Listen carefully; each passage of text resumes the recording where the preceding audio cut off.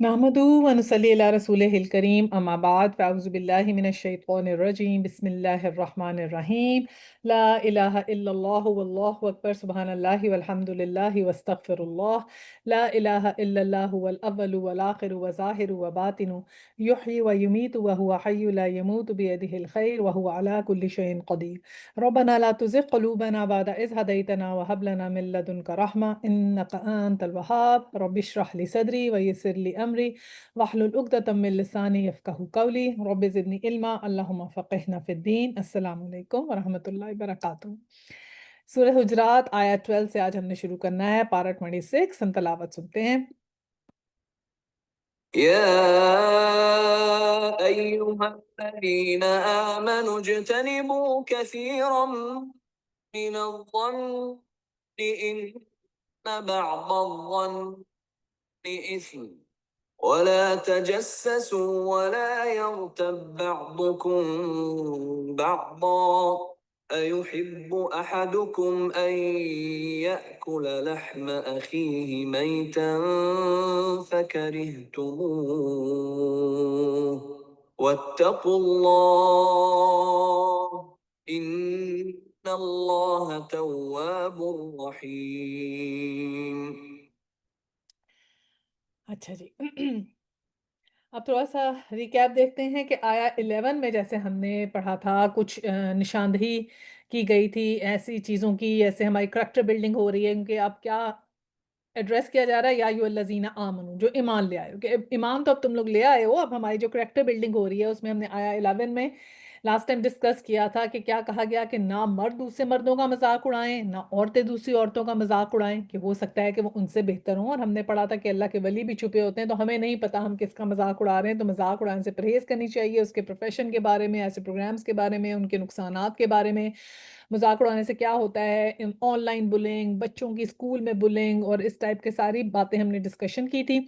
और फिर ये था कि आपस में एक दूसरे पर तान ना करो, यानी कि ताना भी ओपनली दिया जाता है ना, तो वो उसका मना किया गया था। और फिर बुरे अलकाब से याद ना करो, जैसे हमने जिक्र किया था, अगर किसी से बात की तो अगर किसी की कोई बुराई पता है तो उसी के नाम से याद किया, कि अच्छा वो जो शराब पीता था, ओह अच्छा उसकी बात कर रही हूँ जिसका अफेयर था, इस तरह करके तो बुरे अलकाब से याद नहीं करना चाहिए। और कहा कि ईमान लाने के बाद फिस्क में नाम पैदा करना बहुत बुरी बात है। अब ये जो जितनी हमने बातें पढ़ी थी ना, ये ऐसी वो बातें थी जो जैसे ओपनली होती हैं, ठीक है ना, जो महफिल के जैसे आप आदाब होते हैं। अब मजाक जैसे उड़ाया जाता है तो किसी के सामने उड़ाया जाता है ना, ओपनली उड़ाया जाता है, कोई और सुन रहा होता है तो आप मजाक उड़ाते हैं। इसी तरह तान तान भी ऐसे ही होता है, ताना भी कोई सामने वाला होता है तो उसको हम ताना देते हैं ना, मौजूद होता है तो उसे कहते हैं तुमने ऐसे किया या वैसे किया, या बुरे अलकाब से भी याद किया, तो गुफ्तगू में किसी के साथ करते हैं तो उसमें डेफिनेटली ये है कि एक से ज़्यादा लोग मौजूद हैं इस बात के अंदर। अब जो नेक्स्ट आया 12 में हमें जो चीज़ें मिलेंगी ना, उसमें वो सब चीज़ें हैं जो हमारे आप समझें आपस में होती हैं, या इंसान के अंदरूनी जिसको आप कहते हैं ना क्लिनजिंग, उसके लिए ज़रूरी है कि आपके अंदर क्लिनजिंग होनी चाहिए। और इसका तर्जुमा पढ़ते हैं, क्या है कि ए लोगो जो ईमान लाए हो, बहुत गुमान करने से परहेज़ करो, कि बाज़ गुमान गुनाह होते हैं। तजस्सुस ना करो, और तुम में से कोई किसी की गीबत ना करे। क्या तुम्हारे अंदर कोई ऐसा है जो अपने मरे हुए भाई का गोश्त खाना पसंद करेगा? देखो तुम खुद इससे घिन खाते हो। अल्लाह से डरो, अल्लाह बड़ा तौबा कबूल करने वाला और रहीम है। तो बहुत ही इम्पोर्टेंट आया है और बहुत ही इम्पोर्टेंट हमें अहकामात मिलते हैं सूरह हुजरात में, जिसको हम बार बार पढ़ें, हमने कहा था, तो हमारी खुद की भी इस्लाह होती रहेगी। तो अब मैंने बोला था कि यहाँ पर जो है ये वो वाले ऊपर वाले जो थे वो मजलिस के गुनाह थे, और यहाँ वाले वो हैं जो छुप के होते हैं, ठीक है। पहला गुनाह जो ईमान वालों को बुलाया, अब ईमान वालों की क्लिनजिंग हो रही है, कि जो ईमान ले आए, अब उसके बाद क्लिनजिंग में क्या है, बहुत गुमान से परहेज करो, कि बाज गुमान गुनाह होते हैं। अब गुमान का मतलब क्या है? गुमान का मतलब जैसे कोई सेकंड गेस लगाया, और ऐसा कोई गुमान अगर हमने गुनाह नहीं होता जिसके बाद कोई सबूत मिल जाए, यानी कि आपने कोई गुमान किया लेकिन उसके पास आपके पास कोई एक सबूत था कि हाँ इसकी वजह से ये मैंने ऐसे गुमान किया, या कोई आपके पास एक रिटर्न चीज थी जैसे आपको लगा कि ये मैंने देखा और ये मेरे पास सॉलिड प्रूफ है, इस वजह से मैं ये गुमान करी थी, या मेरे पास ये पीस ऑफ इंफॉर्मेशन है और इस पीस ऑफ इंफॉर्मेशन की वजह से मुझे लग रहा है कि उफ मुझे ना हो जाए। जैसे अब कोविड फैला हुआ है और हम ये डर रहे हैं कि ओ कहीं हमें कोविड ना हो जाए, मुझे डर लग रहा है बाहर नहीं निकल रही मुझे कोविड ना हो जाए। तो ये क्योंकि एक इन्फॉर्मेशन के बेस पे है, तो इसको हम गुमान नहीं कहेंगे। लेकिन अगर ऐसे है, गुमान ऐसे है कि फर्ज करें अगर आप बीमार हो गए, तो अब आपने क्या कहा, ओहो मैं फलानी जगह गई थी ना, तो उनकी मुझे नजर लग गई। अब स्पेसिफिकली किसी का नाम ले लिया, ओ वो उनकी बड़ी बड़ी आंखें हैं, अपनी किसी भी रिश्तेदार का किसी दोस्त का नाम ले लिया कि वो उसकी बड़ी बड़ी आंखें, उसकी बड़ी नजर लग जाती है, मुझे ना उसकी नजर लग गई, ऐसी चीज। या फिर ये है कि अगर मियाँ का मूड खराब है, तो फिर क्या बजाय इसके ये गौर करें कि मियाँ का मूड खराब है तो कोई बात है, उनको मेरी को बात बुरी लगी है या क्या है, उनसे डिस्कशन करें, उसकी बजाय क्या गुमान कर लिया, मुझे लग रहा है किसी ने मेरे मियाँ पे जादू कर दिया है, वो तो आजकल मुझसे सही बात ही नहीं करते। और जैसे बच्चों का रिश्ता होता है, तो उससे अगर बच्चों के रिश्ते नहीं हो रहे तो फिर क्या गुमान करना शुरू कर दिया, मुझे तो लग रहा है किसी ने मेरे पे बंदिश कर दी। अब कोई हमारे पास प्रूफ नहीं है इस बात का, लेकिन हम एक गुमान कर रहे हैं, तो ये वाला इस तरह के गुमान नहीं करने चाहिए। कि कहा कि बहुत ज्यादा गुमान करने से जो है ना बच्चों। और फिर ये कहा कि कुछ गुमान गुनाह होते हैं। अब गुमान गुनाह कैसे बन गया? ऐसे जैसे फर्ज करें आपकी अंगूठी गुम गई, अब आपने गुमान किया कि ये तो मेड ने ही चोरी की होगी, और कौन यहाँ आया है। अब आपने पुलिस को फ़ोन कर दिया। अब पुलिस ने थोड़ी-सी छानबीन की और थोड़ी देर के बाद पता चला कि अंगूठी तो पर्स में से निकल आई। अब ये गुमान जो था ना, ये गुनाह हो गया। कि आपने एक स्टेप आगे ले लिया उसके लिए। और इसी तरह गुमान अल्लाह के बारे में गुमान करना कि अल्लाह ताला हमें माफ़ नहीं करेंगे। शरीयत के बारे में बदगुमान होना कि इस शरीयत में तो इंसाफ नहीं है। या खुदा न खास्ता अल्लाह ताला की रहमत से मायूस हो जाना कि मेरे साथ तो कुछ अच्छा नहीं होता। अल्लाह ताला मेरे से जो है वो सॉफ्टनेस नहीं है, मेरे पे बहुत मुश्किलें हैं। या फिर दूसरों के बारे में आपने करना कि दूसरों के लिए तो हैं, हमारे लिए नहीं है। तो इस तरह अल्लाह के बारे में या इस्लाम के बारे में, शरीयत के बारे में गुमान नहीं करना चाहिए। कई दफ़ा गुमान ऐसे होते हैं कि ज़रूरत से ज़्यादा लोग करने लग जाते हैं। जैसे कि सर में दर्द है, तो समझेंगे कि ट्यूमर हो गया।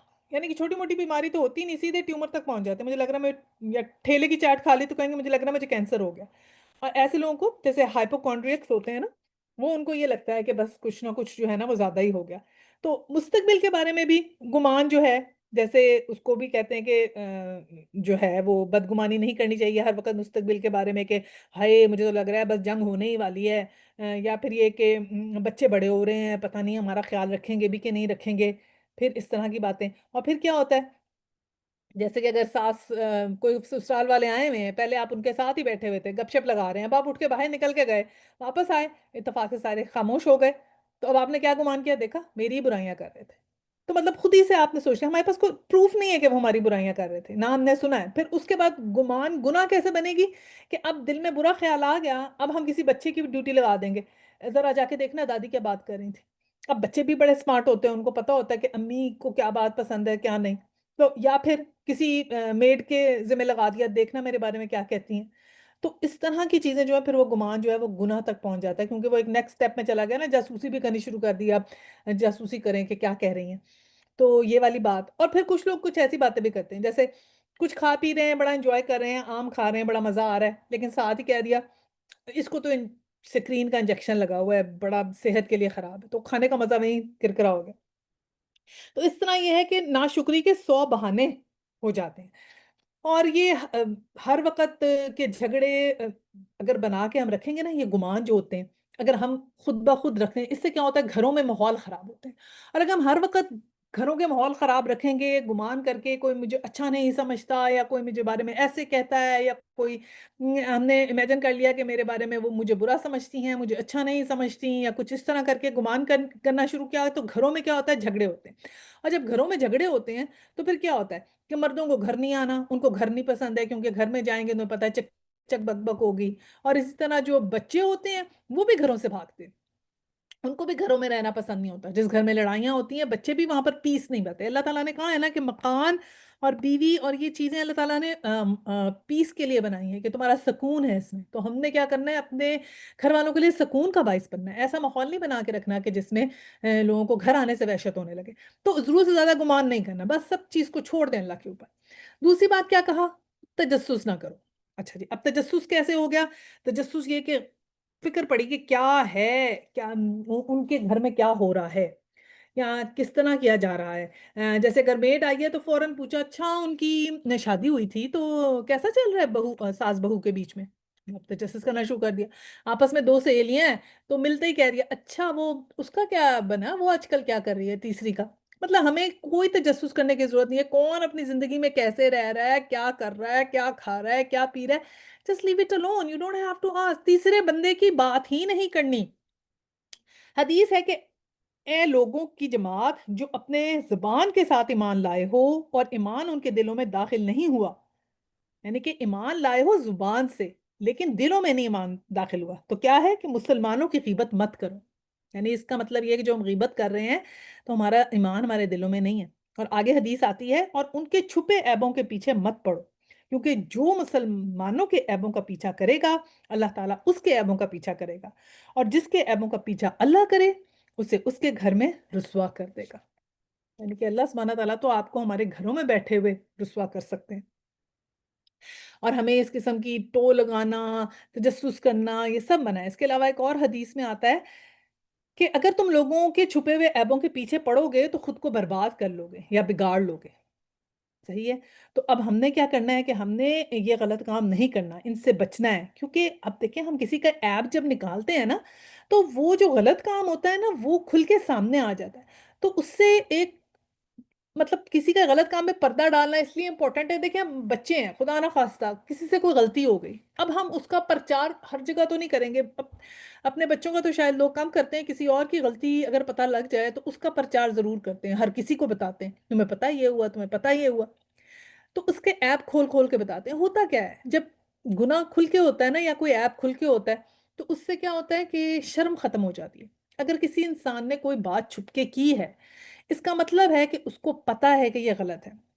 جیسے کوئی بچے ہیں اگر وہ اسموکنگ کرتے ہیں یا کوئی ڈرگس کرتے ہیں، چھپ کے کرتے ہیں نا، اگر ڈرگس کرتے ہیں ان کو پتا ہوتا ہے پیرنٹس کو ہم نے نہ پتا چل جائے وہ ہم سے ناراض ہوں گے، اگر ہم ان کا وہ کھول کے ان کے سامنے ان کو سب کے سامنے بچوں کو گھر میں ہی اگر آپ لے لیں فادر کے آگے اور بہن بھائیوں کے آگے کھلا ہو کے کہنا شروع کر دیں گے اس نے یہ کیا، یہ پکڑا گیا، اس نے ڈرگس کی، بچے ڈھیٹ ہو جائیں گے کیونکہ آپ نے ان کو ان کا ایپ سامنے کھول دیا۔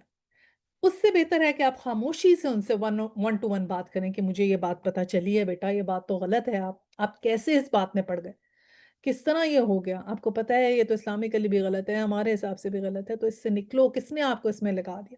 تو آپ ان سے پولائٹلی اچھے طریقے سے بات کریں اور پرائیویٹلی بات کریں، سب کے آگے نا ان کا ایپ کھولیں چاہے اپنا بچہ بھی ہو، اور دوسروں کے بھی دوسروں کے ایبوں کو بھی اسی طرح لیں جیسے اپنے بچوں کے ایب ہوتے ہیں نا، تو وہ کسی کے ہم سامنے نہیں کرنا چاہتے، اپنا ایب ہم کسی کو نہیں دکھانا چاہتے، ہمارے گھر میں کیا تکلیف ہے ہم کسی سے نہیں شیئر کرنا چاہتے تو دوسرے کی بھی نہ کھولیں۔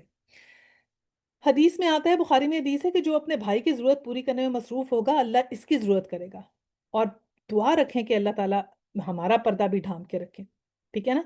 اور اس سے کیا ہوتا ہے کہ جو شرم ختم ہوتی ہے نا تو اس سے بڑی جو ہے نا چیزیں گناہ کی رستے کھل جاتے ہیں۔ یہ جو ہم میڈیا کے بارے میں کہتے ہیں کہ میڈیا میں ہر چیز کھول کے بیان کرتے ہیں یا سب لملی چیزیں کچھ کہہ جاتے ہیں، اس سے کیا ہوتا ہے گناہ کو آپ اڈاپشن میں آسانی ہوتی ہے۔ میڈیا میں جیسے اب کپڑے دکھائے جاتے ہیں وہ سارے اگر اسلامک ڈریسنگ سے ڈیفرنٹ ہیں تو دیکھ دیکھ دیکھ دیکھ دیکھ کے کیا ہوتا ہے اڈاپشن آ جاتی ہے، ہمیں لگتا ہے ایسے پہننے میں کوئی غلطی نہیں ہے۔ اب آج کے سب کے بچے بچیاں اگر اوپنلی ڈانس کر رہے ہیں یا شادیوں میں ڈانس ہو رہے ہیں تو اپنی بچیوں کو دوسروں کے آگے ڈانس کروا رہے ہیں۔ پرانے زمانے میں تو بہت برا سمجھا جاتا تھا نا، ہاں تو خواتین کو یا آدمیوں کو اس وقت تو خیر سیگریگیٹڈ ہی شادیاں ہوتی تھی، لیکن سیگریگیشن میں بھی اگر کوئی ڈانس کرنے والی خواتین کو پیسے دے کے بلایا جاتا تھا کہ ڈانس کریں شادی میں، اور وہ ان کا ایک پروفیشن ہوتا تھا، وہ بھی غلط بات ہے۔ لیکن کہنے کی مراد ہے کہ اس حد تک ہم اپنی بچیوں کو لے آئے ہیں کہ بچیوں سے کہتے ہیں کہ سب کے سامنے ڈانس کرو خدا نخواستہ، مطلب بالکل ہی اس کو اڈاپٹ کر لیا نا، یعنی اس میں جو ایک غیرت نام کی اور شرم نام کی چیز چھپ گئی نا، کیونکہ وہ چیز اوپنلی ہونے لگ گئی۔ تو ایک غلط کام جب اوپنلی ہوتا ہے دیکھ دیکھ کے، میڈیا میں دیکھ دیکھ کے، لوگوں کو دیکھ دیکھ کے، آپ اس کو ایکسپٹ کرنا شروع کر دیں اور پھر اس کو غلط نہیں کہتے۔ غلط کو جب تک غلط نہیں سمجھیں گے تو اس کی کبھی کریکشن نہیں کریں گے۔ کریکشن تو تب ہوتی ہے جب آپ غلط کو غلط سمجھنا شروع کرتے ہیں، ٹھیک ہے؟ بخاری میں حدیث ہے مسلمان کا پردہ رکھ لے، اللہ قیامت کے دن اس کا پردہ رکھے گا۔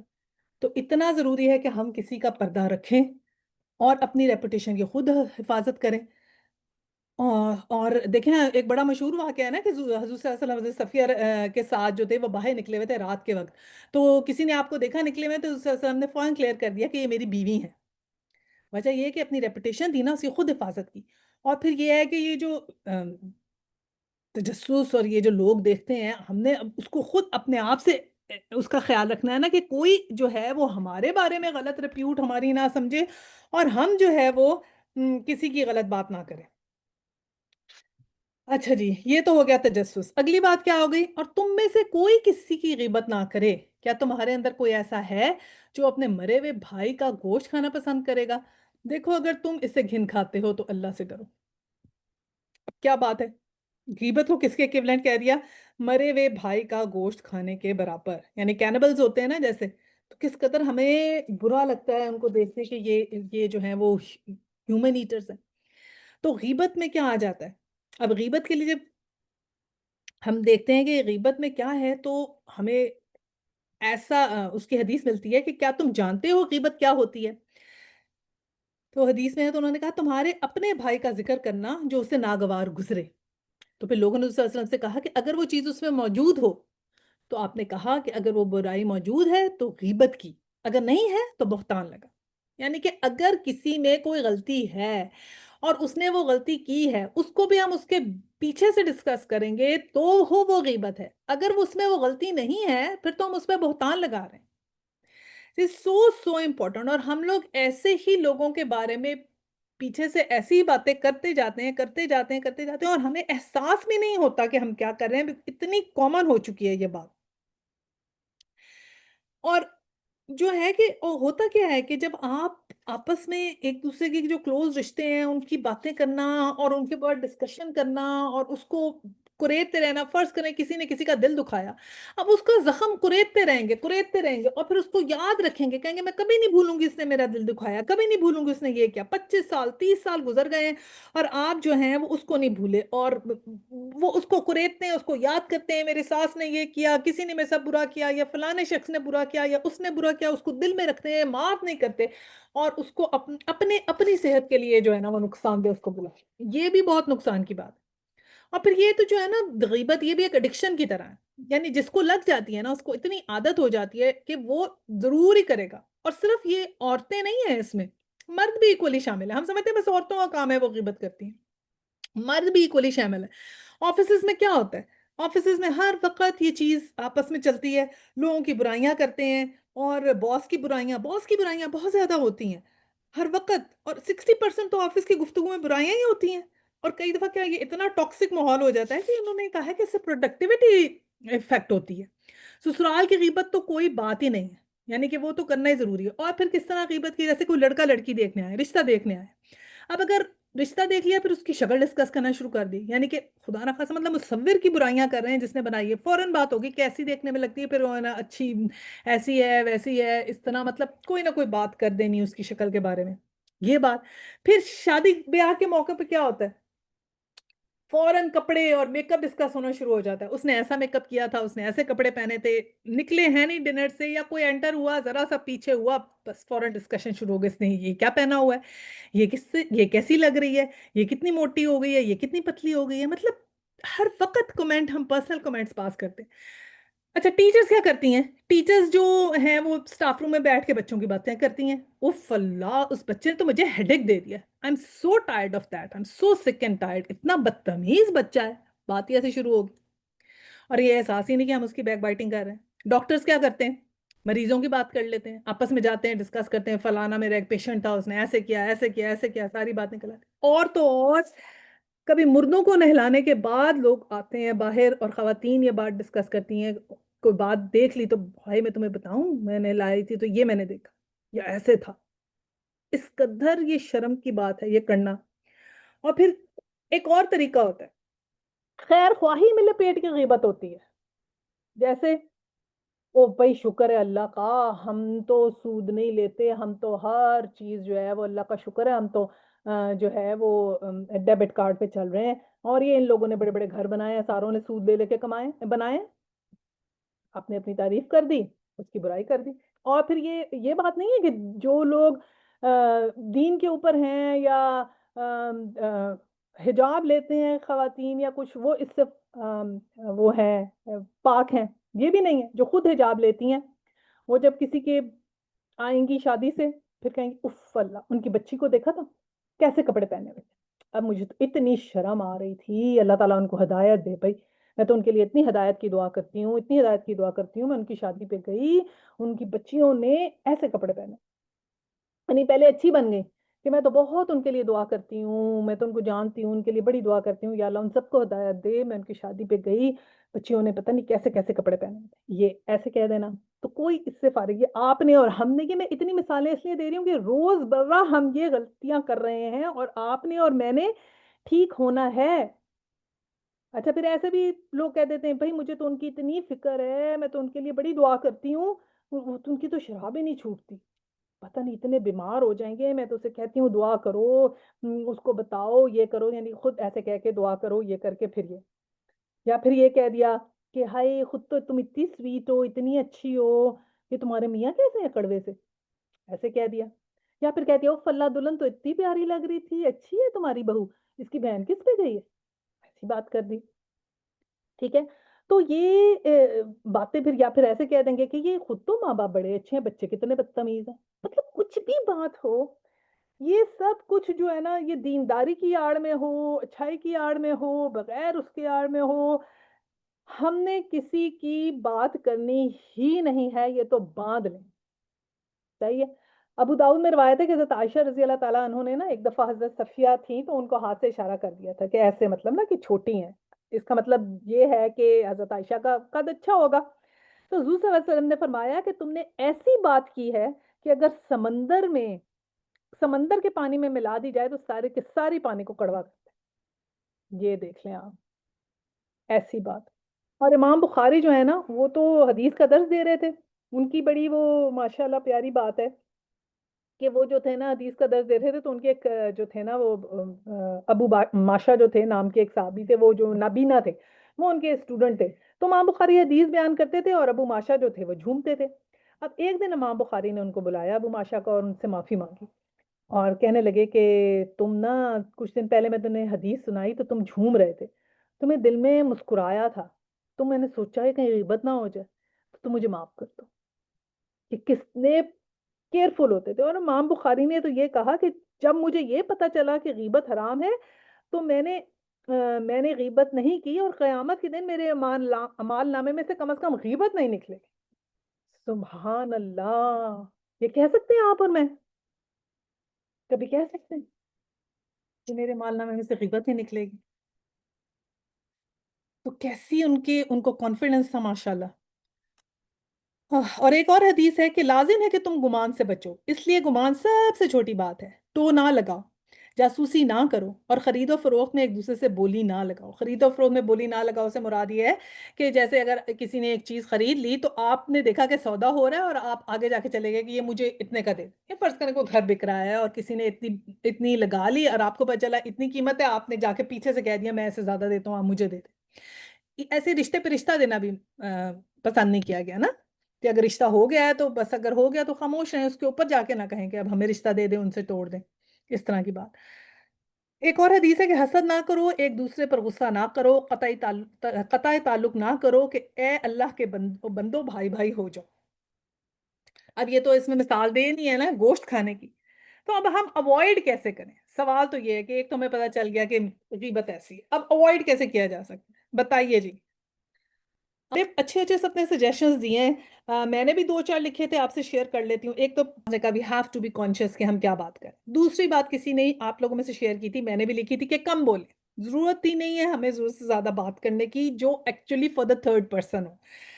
تیسری بات یہ ہے کہ مجلس میں جب آپ جائیں تو مجلس سے واپس آ کے کسی کو کچھ ڈسکس نہ کریں، گھر آ کے بھی کچھ ڈسکس نہ کریں۔ اپنے میاں بیوی کے بیچ میں بھی غیبت ہوتی ہے، ہوتا ہے کہ واپس آئے تو انہوں نے پوچھا کیسا رہا، تو ہاں اچھا رہا، یہ رہا فلانی نے، یہ ایسے کرنے کی ضرورت ہی نہیں۔ سمپل کہیں اپنے میاں کو جی ہاں اچھا رہا، بڑا مزہ آیا، سب لوگ آئے ہوئے تھے، نیوٹرل جواب دیں، ٹھیک ہے۔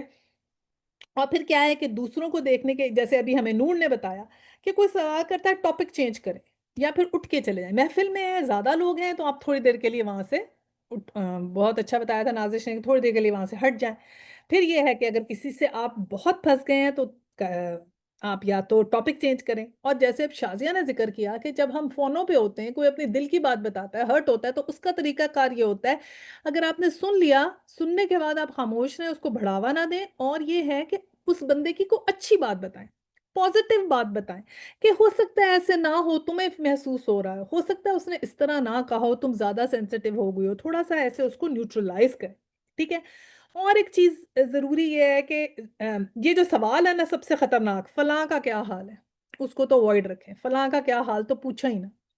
اور دوسرا 7 جو ہے وہ یہ ہے کہ زندگی میں مصروفیت رکھیں، اب اپنے آپ کو بیزی رکھیں، ریڈنگ کریں، بک کی ریڈنگ کریں، گارڈننگ کریں، والنٹیئر ورک کریں، اللہ کی خاطر کام کریں، یعنی اس میں بزی رہیں تو بھی انسان ان چیزوں سے باز رہتا ہے۔ اور ایک یہ ہے کہ اپنی آنکھوں کی بھی کو بھی ٹیون کریں کہ ہمیں دوسروں کی اچھائیاں نظر آئیں، برائیاں نہ نظر آئیں۔ فرض کریں کسی کا ہمیں کوئی چیز لگ رہی ہے کہ یہ کیسی ہے عجیب، تو آپ کے دل میں لگی، لیکن اب آپ اپنے دل کو بتائیں کہ بس اس کو بس وہیں چپ کر جائیں اور دیکھیں کوئی اس کی پازیٹیو چیز کہ ہاں وہ دیکھ اس میں تو ایسی ہے لیکن اس کی پازیٹیوٹی دیکھو کتنی اچھی ہے، اخلاق کتنا اچھا ہے، چلو اسے کپڑے تو صحیح نہیں پہنے ہوئے لیکن یا آپ کو لگے کہ یہ کیسے کپڑے پہنے ہیں تو آپ فوراً اس کو دبائیں اور پھر دیکھیں کہ وہ بات کتنے اچھے طریقے سے کر رہی ہے، یا کوئی نالجبل کتنا ہے، یا کوئی مسلمان کتنا ہے، یا آپ یہ سوچ سکتے ہیں کہ دیکھو اٹھ کے گئی تھی نماز پڑھنے، کچھ بھی چیز کہ ہمیں یہ ہو کہ ہم اس میں سے پازیٹیو نکالیں۔ کیونکہ جب ہم ڈسکشن کرتے ہیں اور ہم یہ واقعی سوچ لیں نا کہ یہ مردہ بھائی کے گوشت کھانے کے برابر ہے، تو بہت گھن، جیسے ہم یہ پڑھ کے گھن آتی ہے نا ایسے ہمیں یہ بات کرتے ہوئے بھی گھن آنی چاہیے۔ چلیں یہ تو ہم نے اچھا سیکھا کہ ہم کس طرح اس کو اوائڈ کر سکتے ہیں۔ اب آپ کو میں یہ بتا دوں 6 ایسے موقع جن پہ غیبت کی جا سکتی ہے۔ اب سارے ذرا سکون کا سانس لیں گے، 6 ٹائم ایسے بھی ہیں جہاں پر کچھ کام ہو سکتا ہے۔ تو وہ کون سے ہیں؟ پہلا تو یہ کہ قانون کا تقاضا پورا کرنے کے لیے، جیسے جج کے سامنے آپ گئے تو آپ وہ بات کر سکتے ہیں۔ پھر یہ کہ مشورہ لینے کے لیے، جیسے بھی کہہ رہی ہے نا کوئی ہرٹ ہوا ہے تو وہ کوئی مشورہ جب کر رہا ہے نا، جیسے میں نے بتایا اسکالر نے بھی کہا کہ کسی ایک سے آپ بات کر سکتے ہیں جسے آپ نے مشورہ لیا، کوئی ہرٹ ہوا ہے، کوئی بات ہے اس نے آپ سے ڈسکس کیا، وہ آپ سے ڈسکس کرنا چاہتا ہے میں کیا کروں، تو وہ جو مشورہ ہوتا ہے نا اس صورت میں آپ جو ہے نا وہ بات سن سکتے ہیں اور پھر صحیح مشورہ دینا ہوتا ہے۔ جیسے فرض کریں کسی کا رشتہ ہو رہا ہے اور آپ کو معلوم ہے کہ جس جگہ پہ رشتہ کر رہے ہیں ان کی کوئی بات آپ کو معلوم ہے، تو وہ آپ سے مشورہ کرتے ہیں کہ کیا ہم شادی کر لیں، تو آپ نے پھر وہ صاف صاف بتانا پڑتا ہے کہ نہیں ایسے مت کرو، یہ کچھ مجھے یہ بات پتا ہے کہ اس طرح ہے۔ اور اسی طرح جیسے کاروبار کرنے کے لیے کوئی رشتہ آپ سے مشورہ کرتا ہے اور آپ کو کچھ بات پتا ہے کسی انسان کے بارے میں جس سے وہ کاروبار کر رہے ہیں، تو آپ الرٹ کر سکتے ہیں۔ اس کے علاوہ پھر یہ ہے کہ مظلوم ظالم کے خلاف بات کرے تو یہ بھی حدیث ہے نا کہ رسول صلی اللہ علیہ وسلم نے کہا کہ ظالم کو ظلم کرنے سے روکو، تو صحابہ نے کہا کہ وہ کیسے روک سکتے ہیں، تو آپ نے کہا کہ اس کو ظالم کو ظلم کرنے سے ایسے روک سکتے ہیں کہ اس کو جو ہے مطلب اس کو ظلم کرنے سے روکو، یہ سوری ظالم کی مدد کرو، تو صحابہ نے کہا کہ وہ ظالم کی مدد کیسے کریں، تو آپ نے کہا اس کو ظلم کرنے سے روکنا ظالم کی مدد ہے۔ تو جہاں پر آپ ظلم ہوتا دیکھیں یا مظلوم کے خلاف ظالم کو دیکھیں تو آپ اس پہ اٹھ کے جو بھی کام کریں گے یا اس کے بارے میں کسی کو الرٹ کریں گے تو وہ غیبت میں نہیں آئے گا۔ پھر یہی ہے کہ برائی کو روکنا، اگر کوئی برائی ہے معاشرے میں اس کو روکنا چاہتے ہیں تو اس وقت ایک ٹیم بنائی ہے اور اس ٹیم میں ہم دیکھ رہے ہیں یا ڈسکشن کر رہے ہیں کہ ہم اس کے اوپر ایکٹ اپون کر رہے ہیں تو کیسے کریں تو اس وقت بھی بات کر سکتے ہیں۔ پھر فتویٰ لینے کے لیے کہ جیسے کوئی مفتی کے سامنے گیا کوئی فتویٰ لے رہا ہے تو اپنی کوئی بات ڈسکس کر رہا ہے، فرض کرنے کو خلا کا فتویٰ لینا چاہتی ہیں تو اپنے ہسبینڈ کا بتائیں گی کہ ایسے ایسے مجھے ان کے ساتھ ٹھیک نہیں ہے میرے حالات، تو اس وقت وہ بتا سکتی ہیں۔ پھر مسلمانوں کو کسی شر سے بچانے کے لیے بھی آپ ڈسکس کر سکتے ہیں، فرض کریں آپ کو پتا ہے کہ مسلمان یہ بات مسلمانوں کے لیے صحیح نہیں ہے جیسے ہم کہہ دیتے ہیں کہ جس طرح ہم ذکر کر دیتے ہیں کہ میڈیا میں ایسے ہوتا ہے، یا کسی کا نام لے لیتے ہیں کہ اس نے ایسے کیا، اس نے ایسے کیا، جو آپ بتا رہے ہیں، اویئرنیس کریٹ کر رہے ہیں، تو ہم یہ بات بتا سکتے ہیں۔ اچھا، اب کوئی شخص کھلم کھلا برائی کرتا ہے اور برائی کو برا نہیں سمجھتا، تو اس کو کھلم کھلا برائی کی جا سکتی ہے، ٹھیک ہے؟ اگر کوئی شخص ایسے، کسی کی عادت ہوتی ہے، لوگ کھلم کھلا لوگوں کی برائیاں کرتے ہیں، تو پھر اس شخص کی کھلم کھلا برائی کسی ایک کے سامنے آپ کر سکتے ہیں اویئرنیس کے لیے، ٹھیک ہے؟ اور لیکن اگر ذاتی خرابی ہے تو پھر تنہائی میں جو ہے وہ اس کو نصیحت کرنی چاہیے، اس کو سب کو نہیں بنانا چاہیے۔ ہاں، لیکن جیسے اب ٹیررزم ہے، ڈرگز ہیں، تو آپ حکام کو بتا سکتے ہیں کہ یہ اس قسم کی یہاں پر چیز ہو رہی ہے، یعنی آپ کو جیسے پتا چلے کہ یہ کچھ یہاں پر غلط کام ہو رہا ہے، ٹھیک ہے؟ اور سب سے ضروری بات کہ ہم دعا کریں، اللہم اغفر لنا ولہو، یہ دعا ہے غیبت سے بچنے کے لیے، اللہم اغفر لنا ولہو، اللہ ہم نے بھی معاف کر دے اور اسے بھی۔ تو اگر کوئی آپ سے کوئی بات کرے تو کوشش کر کے اس کی پازیٹیو بات ضرور بتائیں۔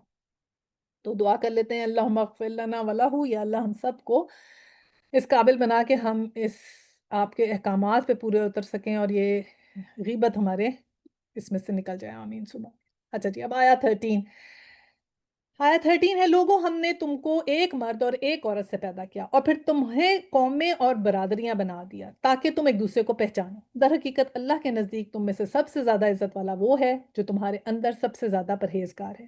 یقیناً اللہ سب کچھ جاننے والا اور باخبر ہے۔ اب کیا ہمیں ایک نیکسٹ بات کیا بتائی گئی کہ ایک مرد اور ایک عورت سے پیدا کیا ہے، یعنی کہ تم لوگ سب حضرت آدم علیہ السلام کی اولاد ہو، ٹھیک ہے؟ سب کو اگر بیک ہم لے جائیں گے تو ایک ہی جگہ سب کا شجرہ نسب مل جائے گا حضرت آدم اور حضرت حوا سے۔ اور پھر یہ جو قومیں اور برادریاں ہیں یہ بنائی گئی ہیں اس لیے تاکہ تم ڈفرینشیٹ ہو سکو، اس لیے کیا جا رہا ہے تاکہ پہچانے جاؤ، کیونکہ نبی پاک نے کہا ہے نا کہ اس لیے قوموں میں بنایا گیا کہ تمہاری پہچان ہو، پہچان اور اپنے نسب کو جاننا ٹھیک ہے، لیکن اس پہ اس لیے نہیں، اس پہ فخر نہیں کرنا چاہیے کہ ہم یہ سمجھے ہماری ذات جو ہے وہ دوسرے کی ذات سے اعلیٰ تر ہے، یا ہم سید ہیں، یا کوئی کہتے ہیں جی ہم راجپوت ہیں، کوئی کہتے ہیں ہم جٹ ہیں، کوئی کہتے ہیں، تو وہ سمجھتے ہیں ہم بڑے سپیریئر ذات کے ہیں، اور یہ جو ہم نے انڈیا سے لیا ہوا ہے کہ یہ اور دوسرے کوئی انفیریئر ذات کے ہیں، یہ اس لیے نہیں ہے۔ عربی کسی، نبی پاک نے کہا ہے نا، کسی عربی کو اجمی پہ اور کسی اجمی کو کسی عربی پہ کوئی فضیلت حاصل نہیں ہے ماں سوائے تقویٰ کے، کہ اللہ کی نظر میں وہ انسان بہتر ہے وہ جس بھی قبیلے کا ہو اگر اس کے اندر تقویٰ ہے۔ اور یہ جو عربی اور اجمی کو کوئی عرب میں بھی آپ جائیں تو لوگ اپنے آپ کو سمجھتے ہیں سپیریئر، ہمیں لگتا ہے کہ وہ ہمیں سمجھ رہے ہیں، تو یہ کوئی ایسی نہیں ہے، نہ ہمیں سمجھنا چاہیے خود کو، نہ کسی کو انفیریئر سمجھنا چاہیے۔ بس یہ سمجھیں کہ اللہ سبحانہ تعالیٰ نے ایک جیسے لوگ نہیں بنائے تاکہ ڈفرینشیٹ ہو سکیں، یعنی کہ یہ تو نہیں کیا کہ اللہ سبحانہ تعالیٰ کی قدرت اتنی زیادہ ہے، مصوری اتنی زیادہ ہے کہ ایک ہی طرح کے اگر انسان اللہ سبحانہ تعالیٰ ایک ہی طرح کے بنا دیتا اور ساری دنیا ایک ہی طرح کی دکھتی، جیسے اب ایک ہی جیسے فرض کریں کوئی ایک لے لیتے، جیسے ہم ساؤتھ ایشینز ہیں، جو ہمارا براؤن کلچر ہے، یہ براؤن ہی ہوتی پوری دنیا، کوئی وائٹ نہیں ہوتا، کوئی بلیک نہیں ہوتا، کوئی ایشین نہیں ہوتا، تو ایک ہی طرح کے لوگ ہوتے، لیکن اللہ تعالیٰ کی تو مصوری ہے نا، اللہ سبحانہ تعالیٰ نے ڈفرنٹ ڈفرنٹ لوگ بنائے، ڈفرنٹ ویدرز کے حساب سے بنائے، تو یہ ان کا صرف یہ ہے۔ ہاں، اپنے نسب کے بارے میں پتا ہونا چاہیے ہے، کوئی اگر آپ سے پوچھتا ہے کہ آپ کی کیا نسب ہے تو آپ بتا سکتے ہیں کہ جی ہم پنجابی ہیں، یا ہم اس نگر سے ہیں، یا ہماری یہ ذات ہے، تو وہ تو پتا ہونا چاہیے، تو لینیج کا پتا ہو، نسب کا پتا ہو، پتا ہونا چاہیے، لیکن صرف کس لیے کہ ایک دوسرے کو اس سے ہم پہچانیں۔ اور در حقیقت اللہ کے نزدیک سب سے زیادہ عزت والا کون ہے؟ جو سب سے زیادہ پرہیزگار ہے۔ تو یہی یہاں آ گئی کہ اللہ سبحانہ تعالیٰ سب جانتے ہیں، اللہ سبحانہ تعالیٰ سب پتہ ہے، ہم میں سے جن کے اعمال سب سے اچھے ہوں گے وہی سب سے زیادہ قیامت میں عزت والے ہوں گے۔ اب آیا 14 ہے، یہ بدوی کہتے ہیں کہ ہم ایمان لائے، ان سے کہو تم ایمان نہیں لائے بلکہ یوں کہو ہم مطیع ہو گئے ہیں، ایمان ابھی تمہارے دلوں میں داخل نہیں ہوا، اگر تم اللہ اور اس کے رسول کی فرما برداری اختیار کر لو تو وہ تمہارے اعمال کے اجر میں کوئی کمی نہ کرے گا، یقیناً اللہ بڑا درگزر کرنے والا اور رحیم ہے۔ اب یہ جو بدوی لوگ تھے نا، یہ کہتے تھے نا کہ ہم ایمان لے کر آئے، اب ایمان لے کر آنے میں ان کی مراد یہ تھی کہ وہ یہ کہتے تھے کہ ہم ٹھہریں کہ وہ ہم سوری آگے چلا گیا، آیا 40، اچھا، تو یہ بدوی کہتے تھے کہ ہم ایمان لے کر آئے اور جو تھے یہ اس لیے کیونکہ یہ کہتے تھے کہ ہم مطلب ایک سپیریورٹی اپنی شو کرتے تھے. جیسے نبی پاک صلی اللہ علیہ وسلم کو یہ کہتے تھے کہ جتنے اور لوگ ہیں وہ تو جب آپ پہ ایمان لے کر آئے تو وہ انہوں نے تو آپ کو بڑا تنگ کیا اور آپ کو بڑے بڑے اس کے اندر سے گزارا مشکلات میں سے. اور یہ کہتے تھے کہ ہم نے تو جو ہے سرنڈر کر دیا, ہم تو آپ کے اوپر ایمان لے کر آ گئے بغیر کسی اس کے کیونکہ فتح مکہ کے بعد یہ لوگ ایمان لائے تھے نا, تو انہوں نے کہا کہ ہم نے تو بالکل آپ سے اس طرح کی بات نہیں کی جیسے ان لوگوں نے کی ہے. تو مطلب آپ کو تنگ نہیں کیا, جیسے قریش نے آپ سے دشمنی نہیں کی تھی تو وہ ان کی مراد تھی, ہم نے ایسے کچھ نہیں کیا. تو اس لیے وہ یہ آپ کو کہتے تھے کہ ہم ایمان لے کر آئے, یعنی کہ تھوڑا سا آپ کو جتاتے تھے. تو اس کے اوپر کہا گیا کہ تم ابھی ایمان لائے ہو, بس اتنا ہی ہے, کیونکہ ابھی ایمان لائے ہو, تم جو نا اسلام لے کر آئے ہو تو ایمان نہیں لے کر آئے. کہ تم کہتے ہو نا ہم ایمان لے کر آئے ہیں, لیکن ان سے کہو کہ تم ایمان نہیں لائے, ابھی تم ایمان نہیں لائے, صرف کیا ہوئے ہو, متی ہوئے ہو, یعنی کہ تم نے ابھی صرف یس بولا ہے کہ ہاں ٹھیک ہے ہم اسلام میں داخل ہو گئے, ابھی بس صرف تم نے اقرار ہی کیا ہے, ابھی ایمان تمہارے دلوں میں نہیں داخل ہوا. باقاعدہ ہے ایمان ابھی تمہارے دلوں میں داخل نہیں ہوا, کیونکہ اگر دلوں میں داخل ہوتا ہے تو پھر کیا ہوتا ہے, پھر کیا چیز ہوتی ہے, پھر سب سے پہلے اللہ کی اور رسول کی فرما برداری آتی ہے. سب سے پہلے یس بولتے ہیں, سب سے پہلے جو مشکل لگتے ہیں حالات ان کو بھی یس بولتے ہیں, سب سے پہلے تمام احکامات جو مشکل لگتے ہیں وہ بھی انسان کرتا ہے. انسان کیسے آہستہ آہستہ آہستہ مومن کے درجے پہ کیسے جائے گا, جب وہ جہاد کرے گا اور ہجرت کرے گا, جب وہ ہر چیز کو اطاعت بنا لے گا, جب وہ سرنڈر کر لے گا, پورے کا پورا سبمیشن کر لے گا. جیسے ابھی ہم نے بولا تھا نا یہ جو بدو قبائل تھے کہ ان کا زیرو لیول ہے, کہ اگر ان زیرو لیول سے یہ نیچے گزرے تو پھر یہ نفاق اور کفر پہ چلے جائیں گے, اور زیرو لیول سے اوپر گئے, اطاعت کو عادت بنا لی, اطاعت کی, تو پھر کیا ہو گیا, انکوشچنیبل اوبیڈینس کرنی ہے, تو پھر مومن کا جو ہے وہ درجہ ان کو ملے گا. اور یہی بات اگلی آیات 15 میں بھی ہے کہ انما المؤمنون الذین آمنوا باللہ ورسولہ, کہ حقیقت میں تو مومن وہ ہیں جو اللہ اور رسول پر ایمان لائے, پھر انہوں نے کوئی شک نہ کیا اور اپنی جانوں اور مالوں سے اللہ کی راہ میں جہاد کیا, وہی سچے لوگ ہیں. تو مومن کی ڈیفینیشن ہی وہاں سے شروع ہوتی ہے جب وہ جہاد کرتا ہے. کن چیزوں سے, جان سے اور مال سے, دو چیزوں سے جہاد کرنا ضروری ہے, مال سے بھی جہاد, جان سے بھی جہاد. یعنی کہ دیکھیں جو اسلام جو ہے نا اس کا بڑا جو ہے نا ڈائنامک کانسیپٹ ہے, یہ کوئی سٹیٹک کانسیپٹ نہیں ہے. سٹیٹک کانسیپٹ کیا ہے, ہم لوگ کیا سمجھتے ہیں اپنے اسلام کو, ہم نے ایک سٹیٹک کانسیپٹ رکھ لیا, یعنی کہ نماز پڑھنی ہے, روزہ رکھنا ہے, حج کرنا ہے, زکوٰۃ دینی ہے, ایون پردہ بھی کرنا ہے. جو لوگ پردہ بھی کرتے ہیں وہ بھی مطلب سٹیٹک طریقے سے ایک چیز بس کرتے جاتے ہیں تو کرتے جاتے ہیں. اسلام سٹیٹک نہیں ہے, اسلام ڈائنامک ہے.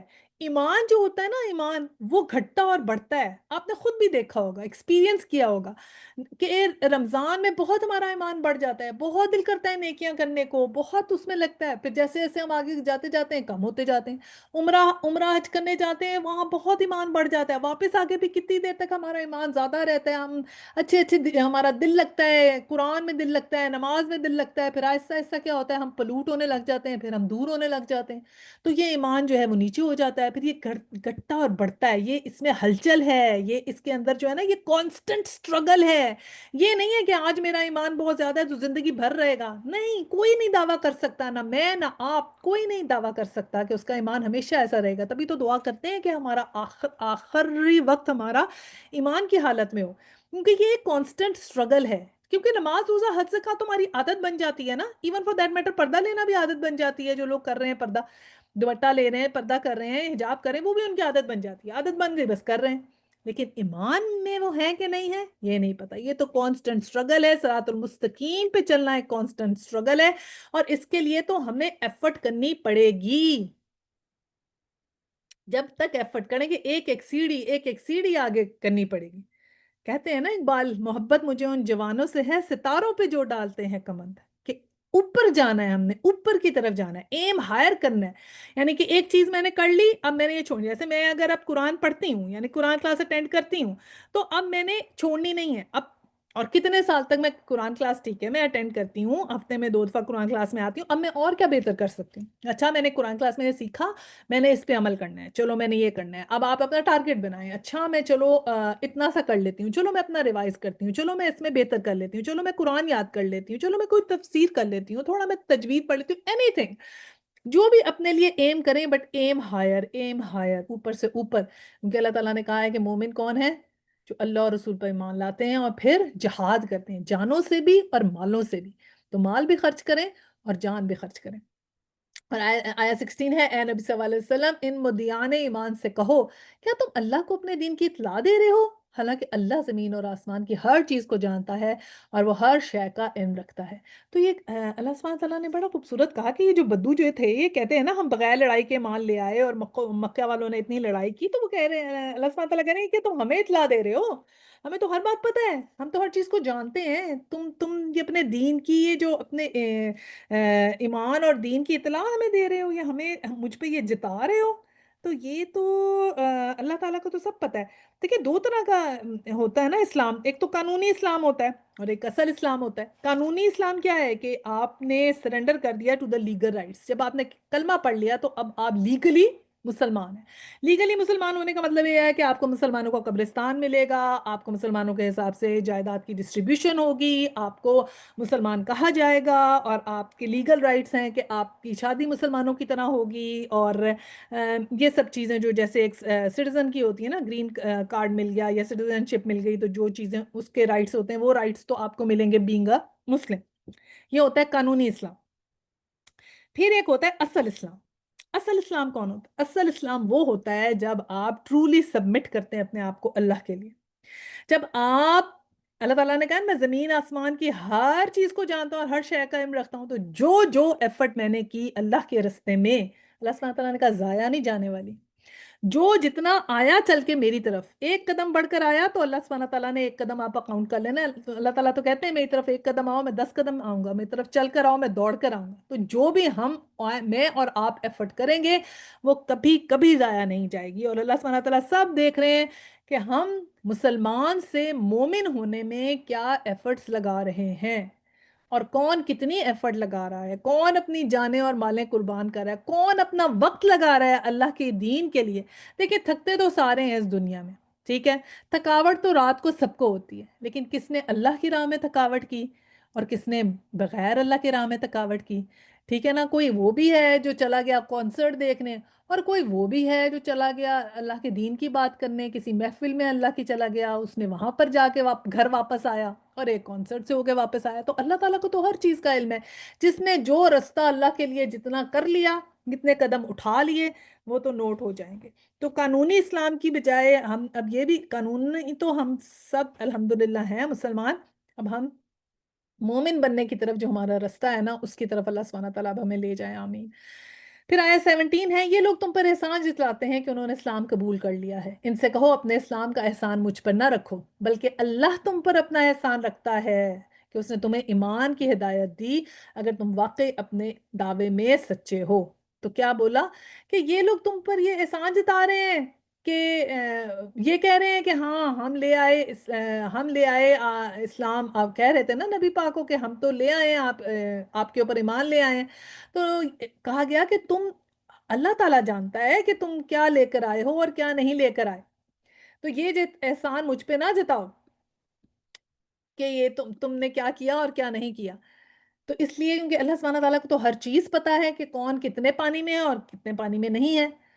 اور پھر آگے لاسٹ ہے آیا 18، اللہ زمین اور آسمان کی ہر پوشیدہ چیز کا علم رکھتا ہے، اور جو کچھ تم کرتے ہو وہ سب اس کی نگاہ میں ہے۔ ٹھیک ہے، تو کیا کہا کہ جو بھی جہاں کھڑا ہے وہاں سے بس آگے بڑھنے کی کوشش کرے، کیونکہ اللہ تعالیٰ کو ہر چیز کا علم ہے، ٹھیک ہے، اب اور ہر چیز کو اللہ تعالیٰ جانتے ہیں، تو ہمیں کیا کرنا ہے؟ اللہ تعالیٰ کو شکر ادا کرنا ہے اور کہنا ہے کہ یا اللہ ہمارا ایمان، ہمارا دل جو ہے وہ اس میں محبت ڈال دے اپنے اطاعت کی اور قرآن کی۔ اور سورت کا دیکھیں نا، آغاز بھی یہاں سے ہوا تھا کہ علم سے ہوا تھا، اور اختتام میں بھی اللہ کے علم کا ہی ذکر ہے، اور شروع میں ہم نے ایمان والوں سے اللہ تعالیٰ نے خطاب کیا کہ کوئی ایسا کام نہیں کرنا چاہتے جس سے ایمان پر ضد آئے، اور اختتام میں بھی ایمان کا اللہ کا سب سے بڑا احسان قرار دے دیا، ٹھیک ہے۔ اسلام جو ہے نا وہ ہمیں یا کمپلیسنٹ نہیں ہونے دیتا، نہ ہی وہ ہمیں ہوپلیس ہونے دیتا ہے، تو وہ ماں باپ خاندان کسی چیز پہ زور نہیں ہے، کس چیز پہ زور ہے؟ تقوی پہ، بس تقوی جس نے کر لیا وہی کامیاب ہوا، الحمدللہ۔ چلے بہت ہی امپورٹنٹ صورت تھی، اللہ سبحانہ تعالیٰ ہمیں اس قابل رکھے کہ ہم جو ہے وہ اس صورت کے احکامات کو جو ہے وہ پورے طریقے سے سمجھ سکیں، ان کو اپنی زندگیوں میں شامل کر سکیں۔ اور اب انشاءاللہ تعالیٰ ہم پڑھتے ہیں سورہ قوف، اور اس کی جو ہے تلاوت لگاتی ہوں۔ طه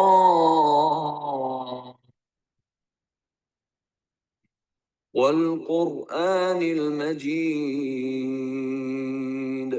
بل عجبوا أن جاءهم منذر منهم فقال الكافرون هذا شيء عجيب۔ چلیں جی، سورہ قوف جو ہے اس کا جو سینٹرل تھیم ہے وہ ہی ایمان بالآخرہ ہے، کہ آخرت پر ایمان، اور اس کا جو زمانہ نزول ہے وہ شروع کا یا درمیان کا جو ہے نا وہ مکی دور ہے۔ سٹائل اس کا جو ہے وہ ریمائنڈر کے طور پہ ہے، اور جو سب ٹاپکس اس میں ڈسکس ہوئے ہیں وہ یہی ہیں کہ مشرکین کے اعتراضات اس میں آئیں گے، کہ ان کی تاریخ، ہلاکت اور آخرت کی جو سزا ہے اس کے بارے میں آئے گا، آخرت کے بارے میں اس میں دلائل آئیں گے، اور اس کے اعتراضات کے جو بھی باطنی محرکات ہیں نا وہ کھولے گئے ہیں، یعنی کہ جو بھی ان کے موٹیوز تھے نا ان کو کرٹیسزم کیا گیا، ان کو ایکسپوز کیا گیا ہے۔ اور پھر اس میں ہمیں دل کی مختلف اقسام کے بارے میں بھی پتہ چلے گا۔ اس کے علاوہ تذکیر بالقرآن کی تلقین ہے، یعنی کہ سٹریس یہ ہے کہ قرآن سے لوگوں کو ریمائنڈ کرایا جائے اگین اینڈ اگین، کہ کیسے reminder through Quran again and again. تو یہ بھی ہم سیکھیں گے، قرآن سے ہمیں بار بار ریمائنڈر لینا بھی اس کا بھی حکم ہے، تو ہمیں قرآن کانسٹنٹلی پڑھنا بھی چاہیے اور اس سے اپنے ریمائنڈرز بھی لینے چاہیے۔ اچھا، اس کی سگنیفیکنس کیا ہے کہ آپ صلی اللہ علیہ وسلم جو تھے نا اس کو عیدین کی نمازوں میں سورۃ القمر کے ساتھ پڑھتے تھے، سورہ قاف پہلی رکعت میں پڑھتے تھے اور سورہ قمر جو تھی وہ دوسری رکعت میں۔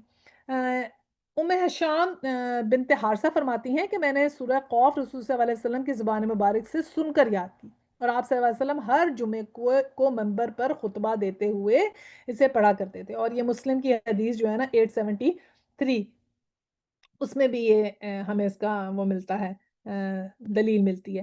اور اس کے علاوہ پھر یہ کہا کہ جابر بن سمرہ کہتے ہیں کہ رسول صلی اللہ علیہ وسلم فجر کی نماز میں سورہ قاف پڑھا کرتے تھے، اور اس کے باوجود یا اس کے بعد نماز ہلکی ہوا کرتی تھی، یعنی کہ شروع میں جو تھی فجر کی نماز ذرا لمبی ہوتی ہے تو وہ جو تھی آپ فجر میں پڑھتے تھے، اور بعد میں ہلکی، یعنی کہ زور وغیرہ میں اتنی لمبی قرات نہیں ہوتی۔ یہ دیکھیں، یہ صحیح مسلم 891 میں ہے، کہ جس میں کہا گیا کہ اب سورہ قاف اور سورہ قمر پڑھتے تھے۔ اب عید کی نماز میں بھی دیکھے پڑھتے تھے، اور یہ سیدنا ام شام نے بتایا کہ آپ ہمارا اور رسول صلی اللہ علیہ وسلم کا 2 سال تک، 1 سال تک، کچھ ماہ تک ایک ہی دستور رہا کہ میں سورہ قاف ان کی زبانی سن سن کے یاد کی، اور ہر جمعہ کے دن آپ خطبہ کو سناتے وقت نمبر پہ پڑھتے تھے۔ تو یہ بھی ہے کہ آپ جمعہ والے دن بھی پڑھی، آپ نے عید پہ بھی پڑھی، اور آپ نے فجر کے نماز پہ بھی پڑھی۔ تو اتنی امپورٹنٹ ہے سورہ قاف کہ ہمیں چاہیے کہ ہم اس کو ضرور یاد کر لیں اگر کر سکیں، کیونکہ نبی پاک صلی اللہ علیہ وسلم نے کتنی دفعہ اس کا ذکر کیا ہے نا۔ تو قوف دیکھیں حروف مقطعات ہے، اور قرآن کی جو ہے وہ قسم کھائی گئی ہے، اور قرآن جو ہے وہ قرآن مجید کی، اور مجید تو ہم نے دیکھا نا کہ اللہ تعالیٰ کی خصوصیت ہے، تو جیسا اللہ سبحانہ تعالیٰ کی خصوصیت ہے المجید، اسی طرح کا یہ قرآن بھی مجید ہے۔ اور مجید کا مطلب کیا ہوتا ہے؟ شان والا، عزت والا، اس میں کوئی شک نہ ہو۔ اور انہوں آیا 2 میں وہی بات کی کہ یہ تو اتنا شان والا عظیم الشان قرآن ہے، اس میں کوئی شک نہیں ہے، اور یہ لوگ کیا کہہ رہے ہیں؟ بلکہ ان لوگوں کو تعجب اس بات پر ہوا کہ خبردار کرنے والا خود انہی میں سے ان کے پاس آ گیا۔ پھر منکرین کہنے لگے یہ تو عجیب بات ہے۔ اب کہا کہ تمہیں اعتراض کیا ہے کہ یہ ان کے اندر سے یہ آ گیا، تو ہمارے اندر سے ایک ہمیں نبی پیدا ہو گیا، تو یہ عجیب بات ہے، یہ تو اللہ کا قرآن ہے، تو اللہ کا شان والا قرآن ہے، تو تم اس پہ اعتراض کر رہے ہو جو اتنی شان والی چیز ہے۔ اور پھر کیا بولا؟ دوسرا ایک اعتراض تو یہ انہوں نے کیا کہ یہ ہمارے بیچ میں سے کیسے آ گیا، اور دوسرا اعتراض کیا کیا آیا 3 میں ہے، کیا جب ہم مر جائیں گے اور خاک ہو جائیں گے تو دوبارہ اٹھائے جائیں گے؟ یہ واپسی تو عقل سے بعید ہے، کہ کہتے تھے کہ جب ہم مر جائیں گے تو پھر دوبارہ کیسے زندہ ہوں گے؟ تو یہ تو ہماری سمجھ میں نہیں آتا، ایسے کیسے ہوگا؟ تو یہ انہوں نے اعتراض کرنے لگ گئے کہ یہ کیسے ہوگا؟ تو پھر اس کا جواب دیا گیا آیا 4 میں، حالانکہ زمین ان کے جسم میں سے کچھ کھاتی ہے، وہ سب ہمارے علم میں ہے، اور ہمارے پاس ایک کتاب میں سب کچھ محفوظ ہے۔ تو کیا جواب دیا؟ کہ اصل میں مرنے کے بعد اٹھنا نہیں چاہتے، they do not want to be resurrected۔ حقیقت یہ ہے کہ جو بات بری لگ رہی ہے نا وہ یہ ہے کہ ہمارا رزلٹ نکلے گا، ہمارے پوچھے جائیں گے. دیکھیں نا جو ایسا اسٹوڈنٹ ہوتا ہے نا سب پیپر گندا کیا ہوتا ہے تو اس کو رزلٹ والے دن بڑا ڈر لگتا ہے, اس کو دل کرتا ہے رزلٹ نکلے ہی نا. اور جو اچھا اسٹوڈنٹ ہوتا ہے جس نے بہت محنت کر کے امتحان دیے ہوتے ہیں وہ تو بس انتظار کر رہا ہوتا ہے کس دن رزلٹ نکلے گا, پھر میرے نمبر پتہ چلیں گے. تو اصل میں چور دلوں میں تھا, چاہتے نہیں تھے کہ ان کی اکاؤنٹیبلٹی ہو. وہ اس چیز کو یقین ہی نہیں کرنا چاہتے تھے, تو کیا کرنے لگے, ڈیفائی کرنے لگے, ڈینائی کر دیا, انکار کر دیا, نہیں نہیں ہوگا ہی نہیں. تو ایک تو یہ بات ہے, اور اللہ سبحانہ تعالیٰ نے کہا ہمارے پاس ہر چیز کا علم ہے. تم تو اب کی بات کر رہے ہو, تم تو مستقبل کی بات کر رہے ہو نا, کہ مستقبل میں حیران ہو رہے ہو کہ کیسے ہم اٹھیں گے, ہم پیدا ہوں گے, کیسے ہو سکتا ہے دوبارہ. اللہ سبحانہ تعالیٰ نے کہا یہ تو اٹ از آلریڈی ڈن, سب کچھ آلریڈی محفوظ ہے, سب کچھ لکھا جا چکا ہے, everything is being recorded, سب کچھ وہاں پر ہے, تم کس بات پہ ہو رہے ہو. اور پھر کیا بلا آیا 5 میں کہا بلکہ ان لوگوں نے تو جس وقت حق ان کے پاس آیا اسی وقت اسے صاف جھٹلا دیا تھا, اسی وجہ سے اب بھی الجھن میں پڑے ہیں. تو اللہ سبحانہ تعالیٰ نے پھر ایک ان کا نکالا سائیکولوجیکل انالیسس, یہ کیا کہ حق کو انہوں نے چھوڑ ہی دیا, جیسے ان کے پاس آیا انہوں نے انکار کر دیا, تو تبھی یہ الجھن میں ہوتا یہی ہے نا. دیکھیں اگر ہمارے ماں باپ ہیں, ہم اگر شک کریں کہ میری امی ہے, تو پھر اگر میں اسی چیز پہ سوچنے لگ جاؤں ہاں میری امی نہیں ہے, پھر اس کے بعد میں ہاں دیکھا مجھ سے اچھا سلوک نہیں کرتی, ہاں دیکھا میں ان کو اتنی عزیز نہیں ہوں, ہاں دیکھا وہ دوسری بہنوں اور بھائیوں کے ساتھ زیادہ اچھا سلوک کرتی ہیں, میرے سے تو محبت ہی نہیں کرتی, تو بس وہ ایک شک کا بیج کسی نے ڈالا, آپ اپنی اماں کے خلاف کرنا شروع کر دیں گے, ہاں ہاں آپ کو وہ صحیح لگنے لگ جائے گا, تو یہ کرنے لگ جائے. یہ انسان کا ذہن جو ہے نا خرافات. ہم تو کبھی مطلب وائی وڈ ہم کیوں شک کریں گے میری امی میری ہی امی ہے, رائٹ. تو یہ جب اس طرح کرتے ہیں نا کہ ہاں ٹھیک ہے یہ کوئی بات ان کے دل میں آتی ہے, تو پھر جب یہ حق کو جھٹلاتے ہیں نا, جو حق بات کو جھٹلاتے ہیں, تو پھر الجھن ہوتی ہے. جیسے اگر میں یہ بات سوچنے لگ جاؤں خدا نہ خواستہ کہ میری امی ہے, تو پھر میں الجھن میں رہوں گی, سارا وقت تکلیف میں رہوں گی, مشکل میں رہوں گی, اٹس سو ڈیفیکلٹ. ہر وقت میں دیکھتی رہوں ہاں میرے سے پارشلٹی ہو رہی ہے, یہ ہو رہا ہے وہ ہو رہا ہے. لیکن جب میں کہتی ہوں ہاں میری امی ہیں, میں ٹروتھ پہ بلیو کرتی ہوں, تو پھر مجھے کوئی ایسی چیز نہیں لگتی. تو انہوں نے کیا کیا ہے, شروع میں ہی حق کو جھٹلا دیا, اور ابھی یہ الجھن میں پڑے ہوئے, کیونکہ حق کو جھٹلانے سے بھی انسان الجھن میں پڑتا ہے. پھر اللہ سبحانہ تعالیٰ نے ٹاپک چینج کر دیا. جیسے چھوٹے بچے ہوتے ہیں نا, جب بہت رو رہے ہوتے ہیں تو کہتے ہیں چلو جاؤ باہر کا چکر لگوا کر آؤ, ذرا بہل جائیں گے, اور بچے واقعی بہل جاتے ہیں. اسی طرح اللہ سبحانہ تعالیٰ نے ٹاپک چینج کیا کہ اچھا یہ اتنے پریشان ہو رہے ہیں نا, یہ ہم زندہ ہوں گے نہیں ہوں گے, کیا ہوگا, چلو آؤ ان کو تھوڑی سی باہر کی سیر کرا کے لائیں. اب باہر کی سیر کیا کرائی, آیا 6. اچھا تو کیا انہوں نے کبھی اپنے اوپر آسمان کی طرف نہیں دیکھا, کس طرح ہم نے اسے بنایا اور راستہ کیا, اور اس میں کوئی رکھنا نہیں ہے, اور زمین کو ہم نے بچھایا اور اسے پہاڑ جما دیے, اور اس کے اندر ہر طرح کی خوش منظر نباتات اگا دیں. یہ ساری چیزیں آنکھیں کھولنے والی اور سبق دینے والی ہیں ہر اس بندے کے لیے جو حق کی طرف رجوع کرنے والا ہو. اور آسمان سے ہم نے برکت والا پانی نازل کیا, پھر اس سے باغ اور فصل کے غلے اور بلند و بالا کھجور کے درخت پیدا کیے, جن پر پھلوں سے لدے ہوئے خوشے تہ بتہ لگتے ہیں. یہ انتظام ہے بندوں کے رزق دینے کا. اس پانی سے ہم ایک مردہ زمین کو زندگی بخشتے ہیں, مرے ہوئے انسانوں کا زمین سے نکلنا بھی اسی طرح ہی ہوگا. اب کیا جواب دیا کہ آؤ چلو سیر کر آئیں. سیر کیا کرائی کہ آؤ دیکھو, تم نے دیکھا نہیں ہے کیسا آسمان ہم نے بنایا ہے, کس قدر خوبصورت, کیا تم دیکھتے نہیں ہو کہ کس قسم کا ہم نے یہ تمہارے لیے آسمان سجایا ہے. طرح طرح کے آسمان ہوتے ہیں, رات کا آسمان اور طرح کا ہے, زمین دن کا آسمان اور طرح کا ہے, شفق کے وقت کا اور طرح کا آسمان ہوتا ہے. تو وہ اللہ سبحانہ تعالیٰ کا غور نہیں کیا تم نے. اور اس کے بعد کیا ان کے نظر میں کہا کہ تم نے دیکھا نہیں اس میں کوئی گیپ نہیں ہے, یعنی رکھنا نہیں ہے, یعنی کہ اللہ کے قانون کوئی نہیں ٹوٹتے, کچھ بھی نہیں ٹوٹتا, ایسے یونیورسل کانسٹنٹ کی طرح چلتے ہیں. کبھی سنا ہے کہ آج سورج نہیں نکلا, آج تو سورج کی روشنی نہیں آئے گی, آج تو سورج نکلا ہی نہیں, سالہ سال سے نکلتا آ رہا ہے. اور پھر کیا کہا کہ تم نے ساری چیزیں دیکھی ہیں, تم نے جو ہم نے تمہارے لیے بارش کا پانی بنایا ہے, کیسا پانی ہے برکت والا. بلکہ بارش کے پانی میں تو کہتے ہیں جب مل جائے تو ضرور اپنے اوپر بھی استعمال کر لینا چاہیے, کیونکہ اس میں وہ ساری نائٹروجن ابزارب ہوتی ہے نا. اسی طرح لون میں جب بارش کا پانی لگتا ہے تو نکھرتا ہی اور طرح کا ہے, خود ہم جتنا مرضی پانی دیتے رہیں. اسی طرح درخت اللہ تعالیٰ نے دکھائے کہ یہ دیکھو کیسے بنائے ہیں. اور پھر اللہ تعالیٰ نے کہا کہ یہ میں جو پانی دیتا ہوں ایک مردہ زمین کو زندگی بخشتا ہے. زمین میں کیا ہے, کچھ بھی نہیں ہے, مٹی کو دیکھ رہے ہیں بے ذائقہ ہوتی ہے، اوپر سے پانی آ رہا ہے، اس کا بھی کوئی فلیور نہیں ہے، لیکن پھل کیسے فلیور والے نکل آتے ہیں، کھجوریں نکل رہی ہیں، کیا کیا نکل رہا ہے، ڈفرنٹ ڈفرنٹ کلرز نکل رہے ہیں، پھول کیسے ڈفرنٹ کلرز کے نکل رہے ہیں، پھل کیسے ذائقہ دار نکل رہے ہیں، کس طرح ہم اس چیزوں میں سے ایک ایسی چیز کریٹ کرتے ہیں جو تمہارے رزق کا بندوبست کرتے ہیں، تو تم یہ سب چیزیں دیکھ کے اپنے خدا کو نہیں پہچانتے؟